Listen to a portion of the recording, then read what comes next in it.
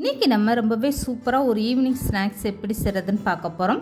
இது வந்து சாப்பிட நல்ல வெளியில் மொறுமொறுனும் உள்ளே வந்து நல்லா சாஃப்டாகவும் அவ்வளோ ஒரு அருமையான டேஸ்ட்டாக இருக்கும். இது செய்கிறதுக்கு தக்காளி, ப்ரெட்டு, கோதுமை மாவு இப்படி சில பொருட்களை பயன்படுத்தி ரொம்பவே டேஸ்ட்டாக செஞ்சிடலாம். ஹலோ ஃப்ரெண்ட்ஸ், வெல்கம் டு சமே டிலேட்.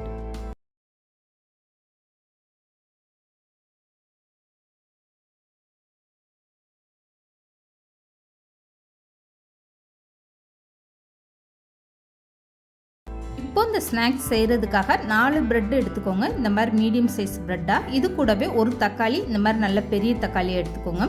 தக்காளி வந்து சிறுசாக இருந்தால் நீங்கள் 2 தக்காளி எடுத்துக்கோங்க. இப்போ இந்த தக்காளியை வந்து நேராக கட் பண்ணிக்கோங்க. இந்த காம்பு பகுதியை மட்டும் கட் பண்ணி தனியாக எடுத்துருங்க. இது வந்து சேர்க்க வேண்டாம்.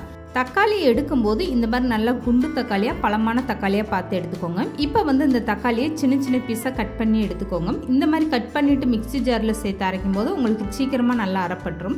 இப்போ எடுத்து வச்சுருக்க 4 ப்ரெட்டு பீஸையுமே இந்த மாதிரி சின்ன சின்னதாக பிச்சுட்டு நீங்கள் தக்காளியோடு சேர்த்துக்கோங்க. இந்த மாதிரி ப்ரெட்டை பிச்சு போட்டதுக்கப்புறமா தக்காளி, ப்ரெட்டு ரெண்டையுமே சேர்த்துட்டு ஒரு மிக்ஸி ஜாரில் தண்ணி எதுவுமே சேர்க்காம நல்லா நைஸாக அரைச்சி எடுத்துக்கோங்க. தக்காளியில் இருக்க தண்ணியே உங்களுக்கு போதுமான அளவாக இருக்கும். எக்ஸ்ட்ரா தண்ணி எதுவுமே நீங்கள் சேர்க்க வேண்டாம். இப்போ வந்து அரைச்சி எடுத்துகிட்டு வந்த தக்காளி ப்ரெட்டை பாருங்கள் எந்த அளவுக்கு நல்லா கெட்டியாக இருக்குன்னு. ஸ்பூனில் எடுத்து பார்த்தீங்கன்னா இந்த அளவுக்கு நல்லா கெட்டியாக இருக்கும். இதில் வந்து கொஞ்சம் கூட தண்ணியே சேர்க்காம நான் அரைச்சி எடுத்திருக்கேன். தக்காளி இந்த மாதிரி நல்லா சிகப்பாக இருந்தால் தான் உங்களுக்கு வந்து செய்யக்கூடிய ஸ்நாக்ஸுமே அந்த தக்காளி கலரில் ரொம்ப நல்லாயிருக்கும். அதனால தக்காளி வந்து நல்லா சிவப்பு கலரில் பழமாக பார்த்து எடுத்துக்கோங்க. இப்போ அரைச்சி எடுத்துகிட்டு வந்த ப்ரெட்டு தக்காளி பேஸ்ட்டை அப்படியே வேறு ஒரு அகலமான பாத்திரத்தில் எடுத்து மாற்றிக்கோங்க. இதுக்கப்புறமா அந்த மிக்ஸி ஜாரில் பார்த்தீங்கன்னா கொஞ்சமாக ஒட்டி இருக்கும். அதில் வந்து ஒரு 2 ஸ்பூன் அளவுக்கு மட்டும் தண்ணி சேர்த்துட்டு இந்த மாதிரி நீங்கள் எக்ஸ்ட்ரா தண்ணி சேர்த்துக்கோங்க. இதுக்கப்புறம் நீங்கள் மாவு பிசைய கொஞ்சம் கூட தண்ணியை சேர்க்க வேண்டாம். இப்போ வந்து 1/4 கப் அளவுக்கு நான் இந்த மாதிரி சேமியா எடுத்து அதை மிக்ஸியில் ஒன்றும் பாதியமாக நுணுக்கிட்டு அதை சேர்த்துருக்கேன். நீங்கள் வந்து பொடியான ரவை சேர்க்குறதா இருந்தால் அதை கூட சேர்த்துக்கோங்க. இல்லைன்னா இந்த மாதிரி நீங்கள் சேமியா எடுத்து அதை நுணுக்கிட்டு சேர்த்துக்கோங்க. இப்போ 3/4 கப் அளவுக்கு கோதுமை மாவு சேர்த்துக்கோங்க. இப்போ மாவுக்கு தேவையான அளவு உப்பு சேர்த்துக்கோங்க. இது எல்லாமே சேர்த்துட்டு நீங்கள் தண்ணியே சேர்க்காம இந்த மாவை நல்லா பிசைஞ்சு எடுத்துக்கோங்க. இப்போ மாவு பிசையும் போது உங்களுக்கே தெரியும் பாருங்கள், கொஞ்சம் கூட தண்ணி சேர்க்காம இந்த மாவு எந்த அளவுக்கு கரெக்டாக ரொம்பவே சூப்பராக வந்திருக்குன்னு. நான் வந்து இதில் எக்ஸ்ட்ரா தண்ணி எதுவுமே சேர்க்கலை. ஒரு தக்காளி பழம் அது கூடவே 2 ஸ்பூன் அளவுக்கு தான் தண்ணி சேர்த்துருக்கேன். இப்போ மாவு பாருங்கள் ரொம்பவே கரெக்டான பக்குவத்தில் இருக்குது. இந்த மாதிரி நீங்கள் மாவு பிசைஞ்சு எடுத்து வச்சுக்கோங்க. கையில் தொட்டு பார்த்தீங்கன்னா இந்த அளவுக்கு மாவு நல்லா சாஃப்டாக இருக்கணும். இப்போ வந்து இந்த மாவை அப்படியே மூடி போட்டு ஒரு 10 நிமிஷம் நல்லா ஊற வச்சு எடுத்துக்கோங்க. நம்ம சேர்த்துருந்த சேமியா வந்து நல்லா ஊறட்டும். இதுக்காக ஒரு 10 நிமிஷம் இந்த மாவை அப்படியே வச்சுருங்க. இப்போ 10 நிமிஷத்துக்கு அப்புறம் பார்த்தீங்கன்னா இந்த மாவு நல்லா ஊறிடுச்சு. இதுக்கப்புறமா இந்த மாவை ஒரு டைம் நல்லா இந்த மாதிரி பிசைஞ்சு கொடுத்துருங்க. இப்போ இது கூடவே இந்த மாதிரி மீடியம் சைஸ் உருளைக்கிழங்கா 2 வேக வச்சு எடுத்துக்கோங்க. இதுக்கப்புறமா கேரட் துருவல் வச்சு இந்த மாதிரி நல்லா துருவி விட்டுருங்க.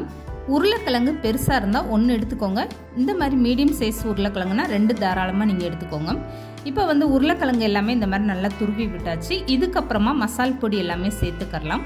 இப்போ இது கூடவே 1/2 ஸ்பூன் அளவுக்கு காஷ்மீரி சில்லி பவுடர் சேர்த்துக்கோங்க. நார்மல் மிளகாய் தூள் சேர்க்குறீங்கன்னா 1/2 ஸ்பூன் அளவுக்கு மட்டும் சேர்த்துக்கோங்க. அது வந்து நல்லா காரமாக இருக்கும்.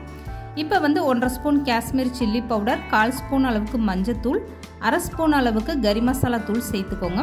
இப்போ இது கூடவே 1/2 ஸ்பூன் அளவுக்கு ஜீரகத்தூள் சேர்த்துக்கோங்க. இப்போ 1 ஸ்பூன் அளவுக்கு சாட் மசாலா சேர்த்துக்கோங்க. சாட் மசாலா சேர்த்து செய்யும்போது இந்த ஸ்நாக்ஸ் வந்து சாப்பிட ரொம்பவே அருமையான டேஸ்ட்டாக இருக்கும். இப்போ வந்து இந்த உருளைக்கிழங்கு மசாலா எல்லாமே சேர்த்துட்டு ஒரு டைம் நல்லா கலந்து கொடுத்துருங்க. இந்த மாதிரி நல்லா மிக்ஸ் பண்ணி விட்டதுக்கப்புறமா மாவோடு சேர்த்து ஒரு டைம் நல்லா பிசைஞ்சுக்கோங்க. மாவு பிசையும் போதே நீங்கள் உருளைக்கிழங்கெல்லாம் சேர்த்து பிசைஞ்சு விட்டிங்கன்னா உங்களுக்கு மாவு ரொம்ப தண்ணி விட்ட மாதிரி ஆயிடும். அதனால் மாவு 10 நிமிஷம் நல்லா ஊற வச்சுட்டு அதுக்கப்புறமா இந்த உருளைக்கிழங்கு மசால் பொடி எல்லாமே சேர்த்துக்கோங்க. இப்போ வந்து இது கூட 1 ஸ்பூன் அளவுக்கு சமையல் எண்ணெய் சேர்த்துட்டு இந்த மாவை நல்லா பிசைஞ்சுக்கோங்க.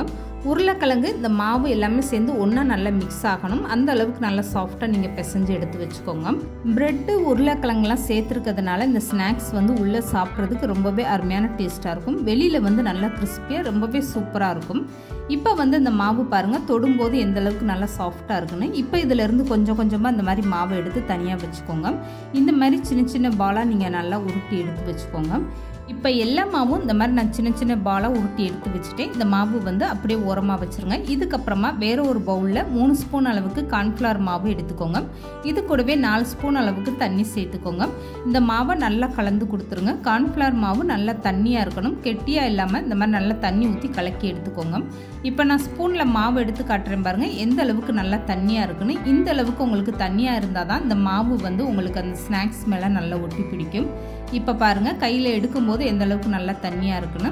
இப்போது வேறு ஒரு தட்டில் வெள்ளை எள்ளு எடுத்துக்கோங்க. இந்த எள்ளில் கல் தூசி இல்லாத அளவுக்கு நல்லா க்ளீன் பண்ணிவிட்டு எடுத்து வச்சுக்கோங்க. இப்போ இந்த கார்ன்ஃப்ளவர் மாவு எள்ளு இது ரெண்டுமே இப்படியே வச்சுருங்க.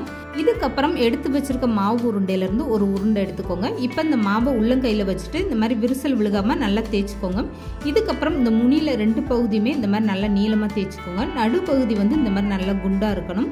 இந்த முனி பகுதி மட்டும் இந்த மாதிரி ஒல்லியாக தேய்ச்சி எடுத்துக்கோங்க. இப்போ இந்த மாவை வந்து அப்படியே கலந்து வச்சுருக்க கார்ன்ஃப்ளவர் மாவில் இந்த மாதிரி நல்லா பரட்டி எடுத்துருங்க. இதுக்கப்புறம் இந்த மாவை அப்படியே எள்ளில் சேர்த்துட்டு ஒரு டைம் நல்லா பரட்டி எடுத்துக்கோங்க. எள்ளு வந்து எல்லா பகுதியிலையும் படுற மாதிரி கை வச்சு இந்த மாதிரி எல்லா பக்கமும் தூவி விட்டுருங்க. இப்போ பாருங்கள், பார்க்கும்போது எவ்வளோ சூப்பராக இருக்குன்னு. கார்ன்ஃப்ளவர் மாவு சேர்த்துருக்கிறதுனால உங்களுக்கு இந்த எள்ளு வந்து நல்லா ஈஸியாக ஒட்டி பிடிச்சிக்கிறோம். இப்போ பாருங்கள், ரொம்பவே சூப்பராக இந்த ஸ்நாக்ஸ் முழுவதுமே நல்லா எள்ளு ஒட்டி பிடிச்சிருக்கு. இதை வந்து உள்ளங்கையில் வச்சுட்டு இந்த மாதிரி கத்தி வச்சுக்கோங்க. நடு பகுதியில் இந்த மாதிரி லேசாக வந்து ஒரு கீறல் போடுங்க. ரொம்ப ஆழமாக நீங்கள் கீறக்கூடாது. இந்த மாதிரி மேலோட்டமாக லேசாக ஒரு கீறல் நடுப்பகுதியில் மட்டும் இந்த மாதிரி போட்டு எடுத்துக்கோங்க. இந்த மாவு முழுவதுமே நீங்கள் கீற வேண்டாம். இந்த மாதிரி நீங்கள் மாவில் கத்தி வச்சு கீறல் போடும்போது இது வந்து பார்க்க ஒரு டிசைனாகவும் நல்லாயிருக்கும். உள்ளே இருக்கக்கூடிய மாவெல்லாம் ஈஸியாக வெந்து வர்றதுக்கும் இது வந்து ரொம்பவே சூப்பராக இருக்கும். இப்போ வந்து மீதம் இருக்கக்கூடிய எல்லா மாவையும் இந்த மாதிரி நீங்கள் தயார் பண்ணி ஒரு தட்டில் எடுத்து வச்சுக்கோங்க. இதுக்கப்புறமா இந்த ஸ்நாக்ஸ் எப்படி பொரிச்சு எடுக்கிறதுன்னு பார்க்கலாம். இப்போ இந்த ஸ்நாக்ஸ் பொரிச்சு எடுக்க இந்த மாதிரி அகலமான பாத்திரத்தில் எண்ணெய் சேர்த்துக்கோங்க. எண்ணெய் வந்து நல்லா சூடாக இருக்கணும். அப்போ தான் உங்களுக்கு போட்டதுமே இந்த மாதிரி நல்லா பொரிஞ்சு வரும். இப்போ போடும்போது உங்களுக்கே தெரியும் பாருங்கள், எந்த அளவுக்கு எண்ணெய் நல்லா சூடாக இருக்கணும். இந்த மாதிரி எண்ணெயை நல்லா சூடு பண்ணிவிட்டு ஒவ்வொன்றா இந்த மாதிரி நீங்கள் தள்ளி தள்ளி சேர்த்துக்கோங்க. எண்ணெயில் நீங்கள் மாவு சேர்த்ததும் உடனே பரட்டி விட வேண்டாம். ஒரு 5 நிமிஷம் வந்து நீங்கள் ஸ்டவ்வை மீடியமாக வச்சுட்டு அப்படியே வேக வச்சுருங்க. அதுக்கப்புறமா கரண்டி போட்டு நீங்கள் இந்த மாதிரி நல்லா திருப்பி விடுங்க. இந்த ஸ்நாக்ஸை பொரிச்சு எடுக்கிற வரைக்கும் ஸ்டவ்வை மீடியமாக வச்சுட்டு பொரிச்சு எடுத்துக்கோங்க.